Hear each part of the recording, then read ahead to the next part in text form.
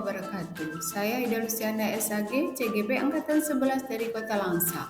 Pada kesempatan hari ini saya akan menyelesaikan tugas koneksi antar materi modul 3.1 pengambilan keputusan berbasis nilai kebajikan sebagai pemimpin. Rangkuman kesimpulan pembelajaran koneksi antar materi. Bagaimana filosofi Ki Hajar Dewantara dengan Pratap Triloka memiliki kaitan dengan penerapan pengambilan keputusan sebagai seorang pemimpin? Filosofi Ki Hajar Dewantara dengan Pratap Triloka yaitu Ing Ngarso Sungkalodo, Ing Madya Mangunkarsa, Tutwuri Handayani memiliki kaitan yang mendalam yang dapat kita jadikan landasan dalam setiap pengambilan keputusan. Memberikan teladan dan contoh akan keputusan yang bijak menjadi teladan yang patut ditiru. Ing Ngarso Sungkalodo memperdayakan dan membangun kerukunan, menyemangati, membuat orang lain memiliki kekuatan demi memperbaiki kualitas diri mereka. Ing Madya Mangunkarsa mampu mempengaruhi dan mendorong semangat meningkatkan kualitas agar selalu menjadi lebih baik. Tutwuri Handayani. Bagaimana nilai-nilai yang tertanam dalam diri kita berpengaruh kepada prinsip-prinsip yang kita ambil dalam pengambilan suatu keputusan. Guru sebagai seorang pendidik haruslah mempunyai nilai-nilai positif yang ada pada dirinya, sehingga mampu menciptakan pembelajaran yang berpihak pada murid, seperti mandiri, reflektif, kolaboratif, inovatif, serta berpihak pada murid sehingga nilai-nilai tersebut akan mampu mempengaruhi dalam setiap pengambilan keputusan, sesuai dengan situasi yang dihadapi dengan mempertimbangkan 3 prinsip dalam pengambilan keputusan. Bagaimana materi pengambilan keputusan berkaitan dengan kegiatan coaching, bimbingan yang diberikan, pendampingan atau fasilitator dalam perjalanan proses pembelajaran kita, terutama dalam pengujian pengambilan keputusan yang telah kita ambil. Apakah pengambilan keputusan tersebut telah efektif? Masihkah ada pertanyaan-pertanyaan dalam diri kita atas pengambilan keputusan tersebut? Hal-hal ini tentunya bisa dibantu oleh sesi coaching yang telah dibahas pada sebelumnya. Dalam materi pengambilan keputusan yang telah dipelajari mempunyai keterkaitan erat dengan kegiatan coaching, bimbingan pada modul sebelumnya. Pada proses coaching kita membantu coachee dalam menentukan atau mengambil keputusan, sedangkan pada modul ini kita merefleksikan apakah keputusan yang kita ambil dapat dipertanggungjawabkan. Dalam pembelajaran pengambilan keputusan ini kita diberikan panduan tentang 4 paradigma, 3 prinsip, dan 9 langkah pengujian keputusan yang kita ambil. Bagaimana kemampuan guru dalam mengelola dan menyadari aspek sosial emosionalnya akan berpengaruh terhadap pengambilan suatu keputusan, khususnya masalah dilema etika. Kemampuan guru dalam mengelola dan menyadari aspek sosial emosional sangatlah penting, terutama dalam mengelola kasus dilema etika.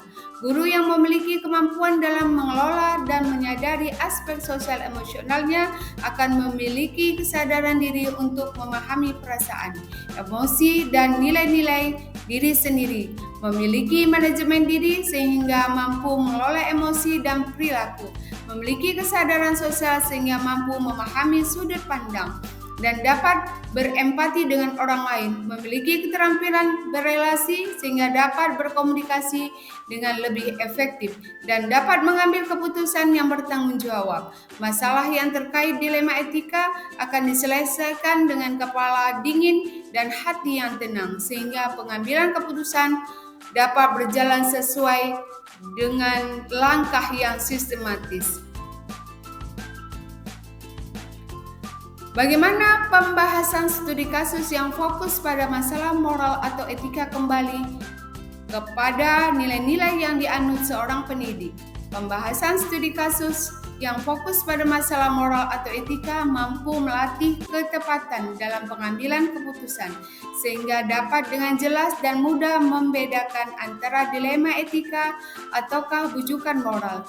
Seorang pendidik ketika dihadapkan dengan kasus-kasus yang fokus terhadap masalah moral dan etika, baik secara sadar ataupun tidak, akan terpengaruh oleh nilai-nilai yang dianutnya. Keputusan yang diambil akan semakin akurat dan menjadi keputusan yang dapat mengakomodir kebutuhan murid dan menciptakan keselamatan dan kebahagiaan semua pihak berdasarkan nilai-nilai kebenaran dan kebajikan jika nilai-nilai yang dianutnya adalah nilai-nilai yang positif.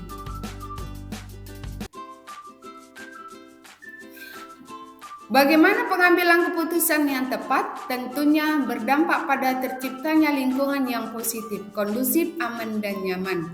Pengambilan keputusan yang tepat tentunya akan berdampak baik pada terciptanya lingkungan yang positif, kondusif, aman, dan nyaman. Pengambilan keputusan yang tepat harus dilakukan dengan cara yang tepat pula, disesuaikan dengan situasi yang terjadi dengan berlandaskan nilai-nilai kebajikan universal, berpihak pada murid dan dapat bertanggung jawab. Saat keputusan yang diambil sudah tepat, maka akan tercipta lingkungan yang positif, kondusif, aman, nyaman, tidak ada pihak yang merasa dirugikan.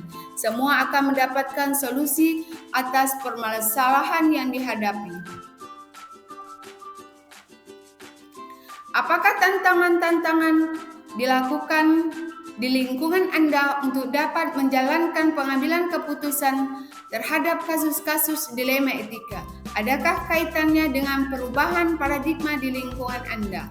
Tantangan yang saya hadapi keputusan terhadap kasus-kasus yang sifatnya dilema etika, ada perasaan tidak enak yang timbul karena tidak dapat memuaskan semua pihak.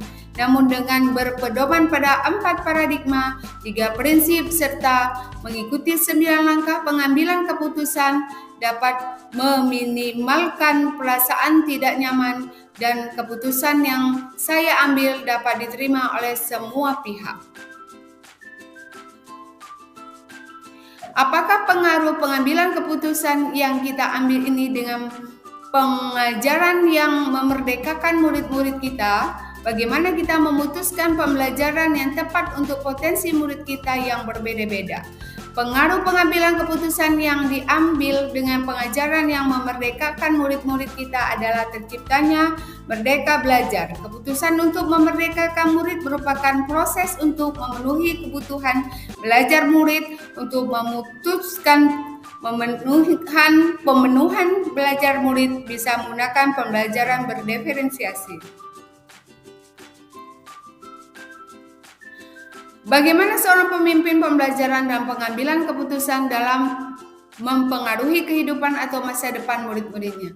Keputusan yang diambil oleh seorang pemimpin pembelajaran pasti akan membawa dampak bagi murid.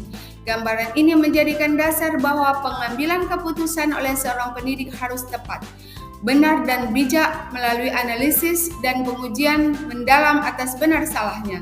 Dalam pengambilan keputusan, seorang pemimpin sebaiknya menggunakan 3 langkah pengambilan keputusan dan mengacu pada pembelajaran yang memenuhi potensi murid.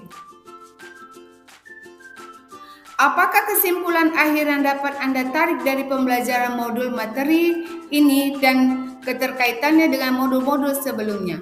Kesimpulan yang saya dapatkan adalah nilai kebajikan universal, bertanggung jawab, berpihak pada murid, berpedoman pada filosofi Ki Hajar dengan pratap trilokanya ing ngarsa sung tolodo ing madya mangun karsa tut wuri handayani.